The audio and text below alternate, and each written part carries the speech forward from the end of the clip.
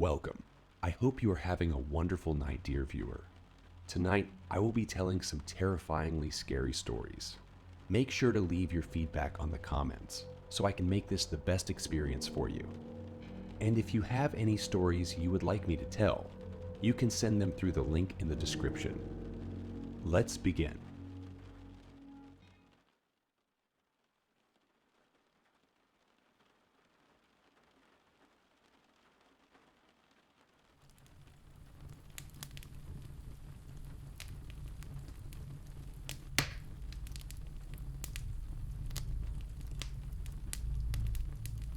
Story 1.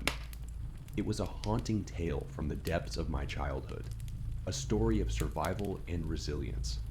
As the sole daughter of my father, one might expect protection and care, but the reality was far from it. I endured regular beatings, cruel and unforgiving, beyond what a young child should ever experience. Running away was not an option, so I learned to adapt and fight to survive. Even at the tender age of 6, the dread would always settle in on Friday nights, when darkness enveloped the world, and it was just my mother and me left to face the inevitable cycle of torment. I can still hear the echo of my mother's voice, urging me to seek refuge in the closet and wait for her. She was a courageous Cuban immigrant, her veins coursing with strength. Yet the concept of a restraining order eluded my young mind, as did the ease with which it could be broken.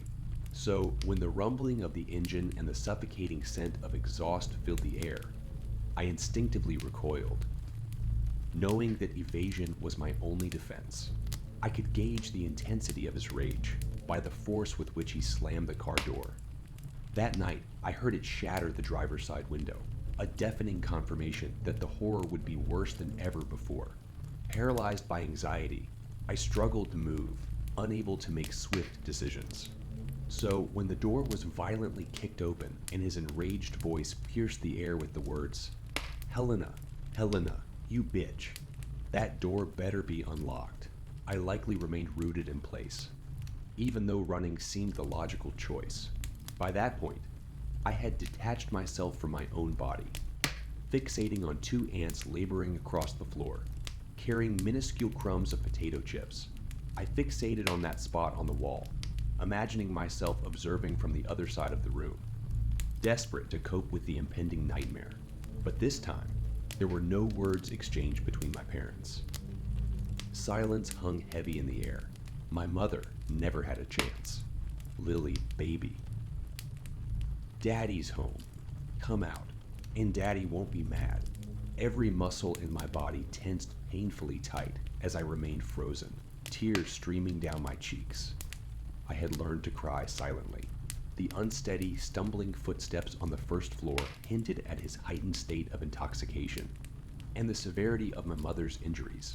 Usually, she would fight him fiercely as he ascended the stairs, her defiance resulting in a pool of blood each time. Then, I counted the steps. 1, 2, 3. My mother had always instructed me to hide in different places, but she never thought to tell me to simply escape. The struggle between my own inertia and the impending malevolence held me in acceptance. At 6 years old, I was already prepared to face death, a horrifying death. 4, 5, nearly at the top of the stairs. I was a spider caught in the glare of a flashlight, torn between the desire to sprint to the bathroom and hide behind the curtain, and the paralyzing fear that gripped me. Mommy, if ghosts exist, then please do something. And then the inevitable crack of the broken top step. He was there. My father stood at the top of the stairs, the bat in his hand signaling the brutality that awaited me. It had broken my legs once before. I clutched at my clothes, gripping and pulling, unable to stop the deluge of tears. And then, uncontrollably, I began to cry, hoping against hope that my survival instinct might grant me life, even if it meant enduring disfigurement. I stood up, ready to step into the shadow, cast by the brooding figure looming over me, prepared for the beating, the thrashing, or worse, that dark entity that plagued my nightmares. If baby girls in the closet come out, Come out, wherever you are. I had resigned myself to my fate. But then a dull, resounding tack noise reverberated through the air, accompanied by the vibrations of the floor from a forceful impact. My father, in his drunken stupor, had fallen. Perhaps now was my chance to escape. But my legs refused to move. And then the image of my mother's bloodied corpse flashed before my eyes. And against all odds, an imperceptible force compelled me to leap into action. I burst out of the closet and raced towards the door, determined to leap over my father's hopefully unconscious body and flee through the back door. As I approached the door, however, I came to an abrupt halt. Standing in the hallway before me was my mother, unharmed and untouched, and at her feet lay my father, lifeless, with an axe lodged in his back. I stared up at my mother through tear-filled eyes, a mix of wonder and astonishment.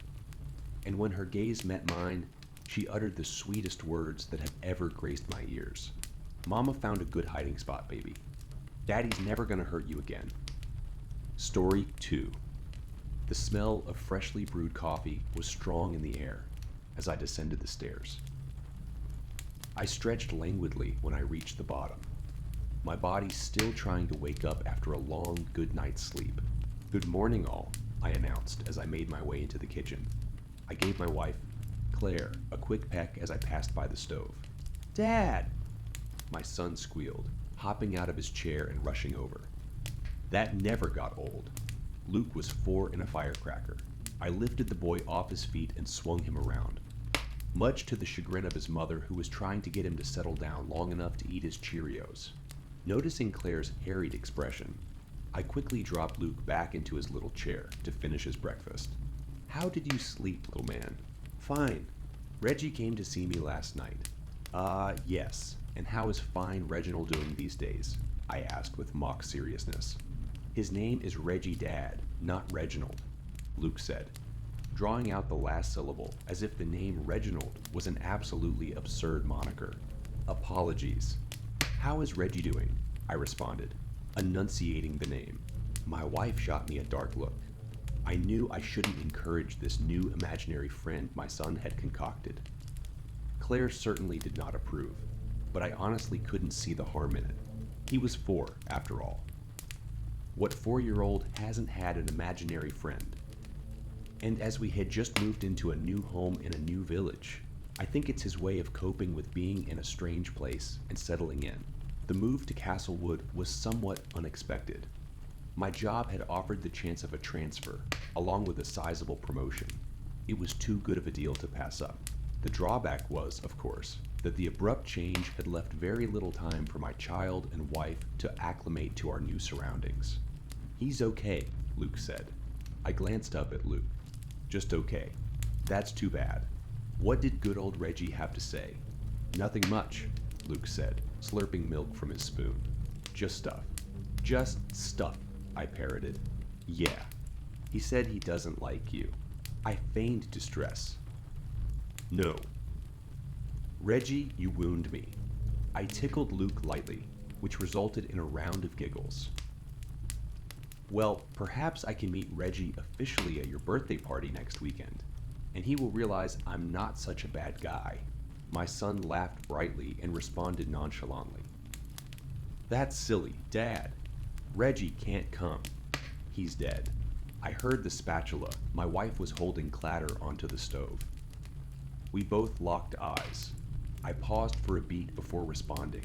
"You say Reggie is dead?" I finally asked, looking back to my son. "Sure. He's been dead for a long time," my son responded before spooning another mouthful of Cheerios into his mouth. "Mom, can I go play out in the garden now? I finished almost a whole bowl." Claire looked slightly distracted before she nodded slightly to Luke. "Yes, but make sure to bring your bowl to the sink first." "Yes, Mom!" Luke shouted, already running his half-full bowl of cereal to the sink. He dashed out into the back garden without a second look back. I stared at his retreating figure. "What do you think that was all about?" I asked my wife. "I don't know. Quite creepy, don't you think?" she responded. "Quite. I don't know how he could have concocted such a story, to be honest." Claire shot a look of disdain my way. Are you asking me if there's a ghost haunting our house and he visits our son at night? Really, John? What? You don't believe in ghosts? Of course not. It's a load of crap. Please don't tell me you actually believe in that nonsense. I don't know, I said with a look of contemplation. I think there is a lot in the universe that we don't understand. Who's to say there's not something after death? She turned back to my eggs. She was still cooking. That's ridiculous, John. Anyway, as you've said before many times, it's just a harmless imaginary friend, right? She looked back over her shoulder at me. Right. I muttered, only half listening at this point. My mind was on other matters now. I stared out the window, watching Luke play in his sandbox. Maybe I should stay in Luke's room tonight. You know, check it out.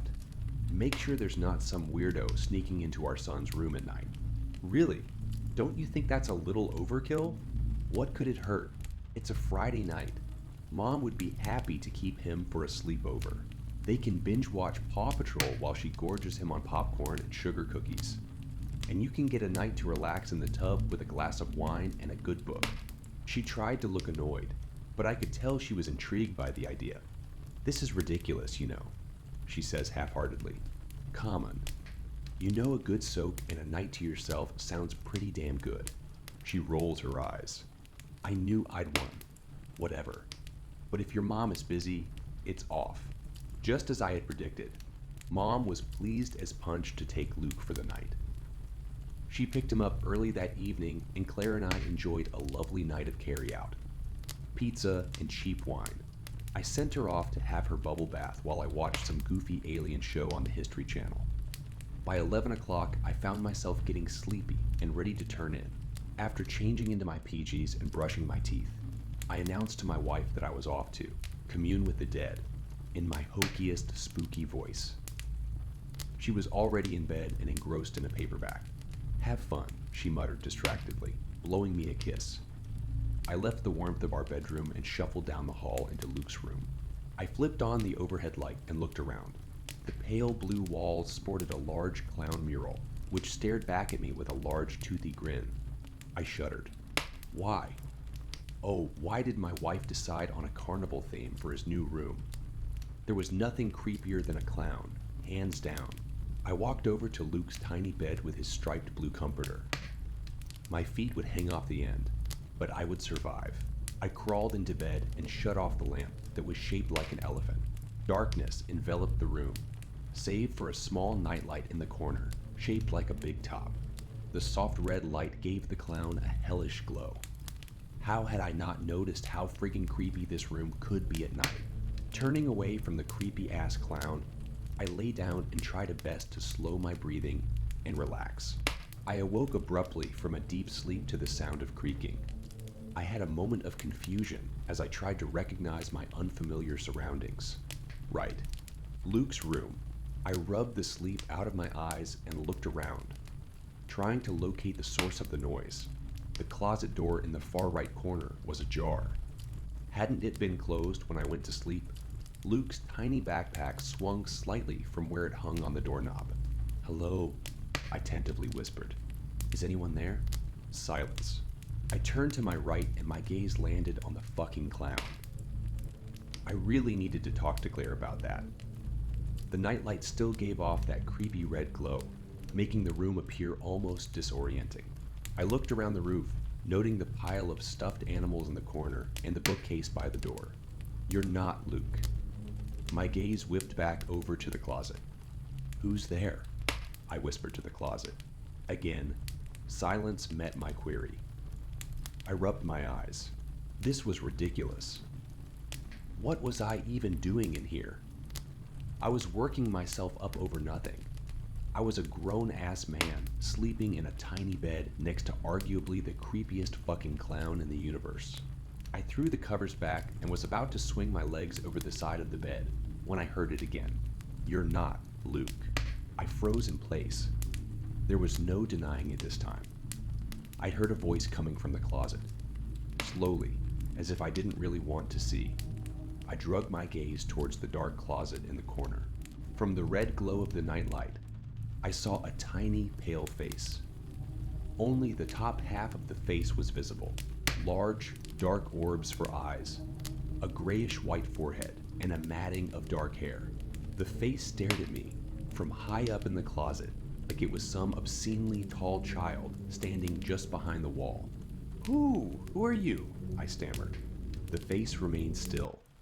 I realized the eyes had not yet blinked. Are you Reggie? I asked. At the sound of the name, the face abruptly disappeared, and I heard a scrabbling noise come from the closet. Where is Luke? The voice was louder and coarser this time, with Luke's name coming out gravelly and angry from the child. He's not here, I said, glad to hear my voice steady this time. What do you want? There was silence for several seconds. Finally, the voice spoke, softer this time. Want, Luke. I was shocked into silence for a few beats. You can't have Luke. I raised my voice defensively. The room suddenly grew cold, and the air crackled. The hairs on the back of my neck stood up. Before I could say anything in response, I spotted movement at the floor of the closet. The white face was back, and I could see it more clearly from this vantage. It was the face of a child, but corrupted. This was not a child. The skin was sickly and thin. The eyes were sunken, almost desiccated. Dark circles surrounded the black eyes. The lips were pale and bloodless and were curled into a sickening grin. It was the teeth that shook me the most. They were extremely small, thin, and jagged, as if each tooth had been broken intentionally to create this horrific and serrated maw. The chin rested directly on the floor, and the face looked directly at me with an anger such as I had never seen on the face of a child. It was a face of pure and utter rage. The face stared for a few seconds before the child creature began to move. No, not move. Slithered. With its limbs tight by its body, it slithered on, its belly from the closet, all the while whispering in an increasingly sibilant voice.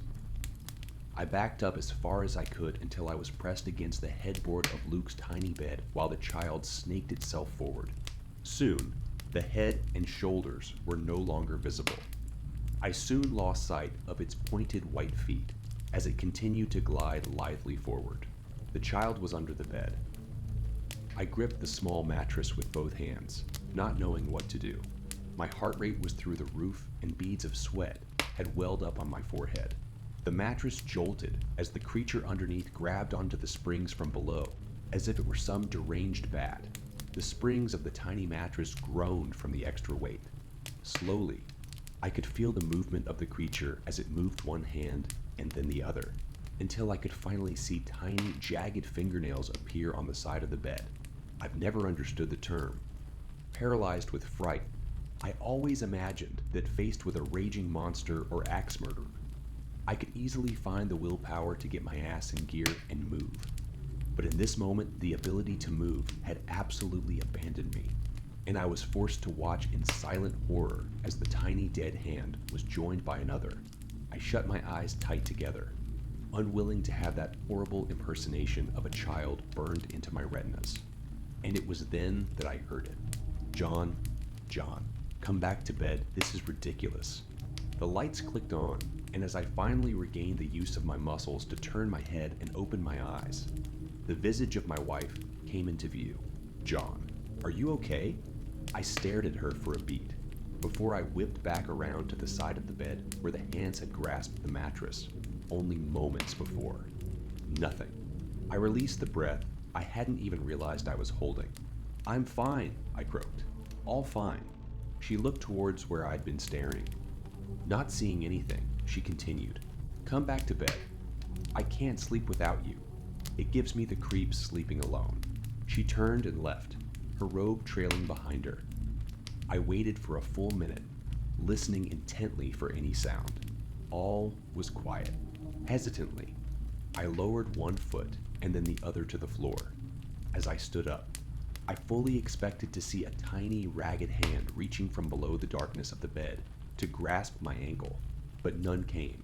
I couldn't bring myself to look under the bed. The possibility of coming face to face with that hideous mockery of a child made me feel sick. Instead, I turned around, walked out the room, and shut the door behind me.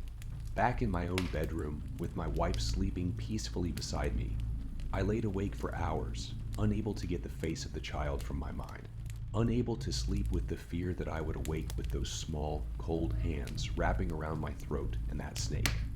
Like voice whispering in the darkness, I must have drifted off, because the next thing I knew, it was morning.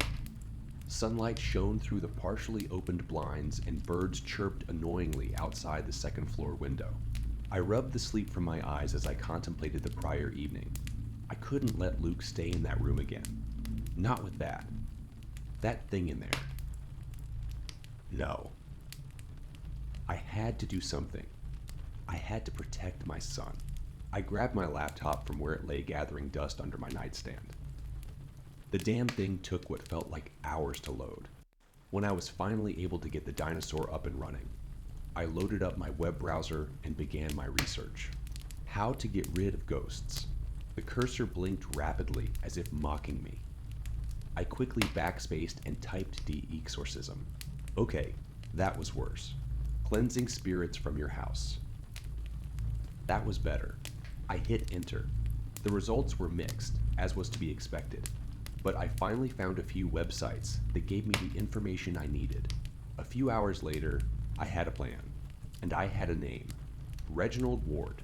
The little shit was named Reginald after all.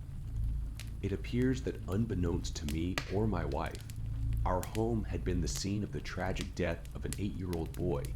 In 1907, Reginald Ward, according to what I had found online, had passed away from consumption, or tuberculosis as it's more commonly referred to these days. As distressed as I was to learn that our new home was the scene of the horrific death of a child, I was even more distressed that said child was still in residence. I shuddered to think about what had befallen that child over the past decades to turn it into this. This thing. My wife poked her head in the doorway, startling me out of my thoughts. What are you doing? You've been in here all morning. Nothing, I hedged, slowly closing the laptop screen so as not to make her suspicious. Just looking at stuff online. Okay. She drew out the word while giving me an odd look. Yep. She was definitely suspicious. I had to think quickly.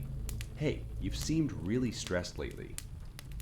What if I had my mom keep Luke for another few hours, and you had a spa day? Her brows perked up. Seriously?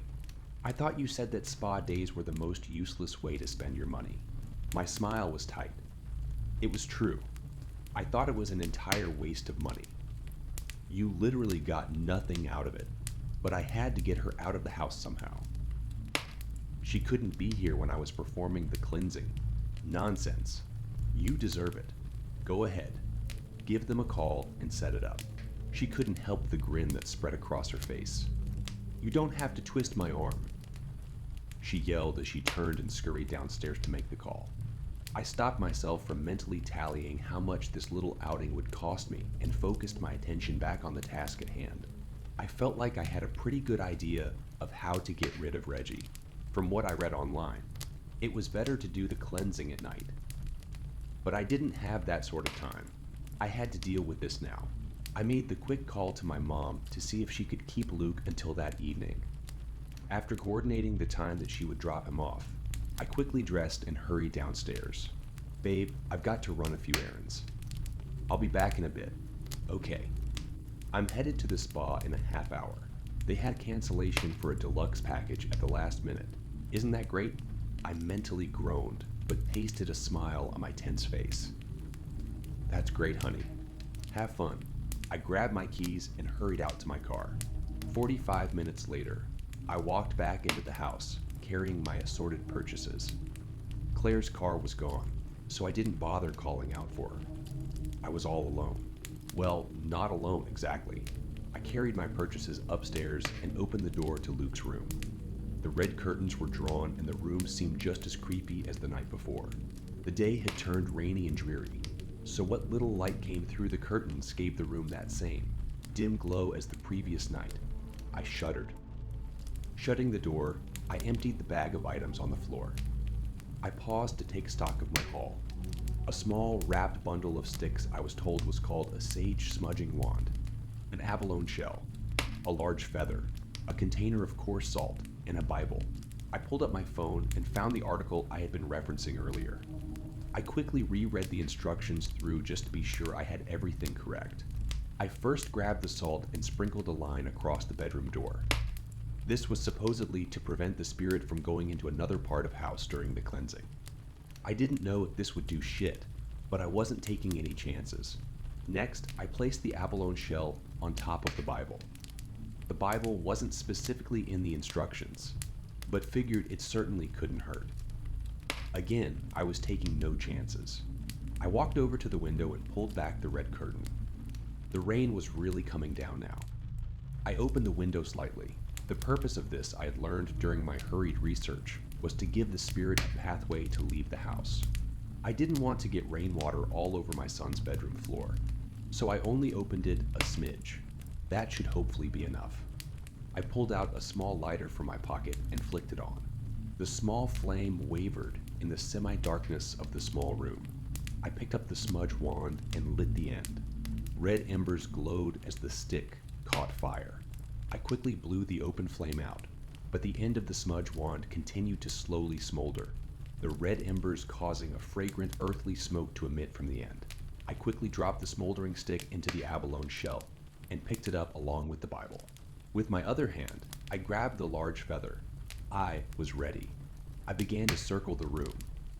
With each step, I would use the feather to waft the smoke, blanketing the room in that thick, earthy smell. I continued to circle the room twice more, keeping silent as I wafted the smoke, permeating the room. After 3 rounds, I spoke. Reggie Ward, I command you in the name of God to leave this place. You are not welcome here, and you must leave.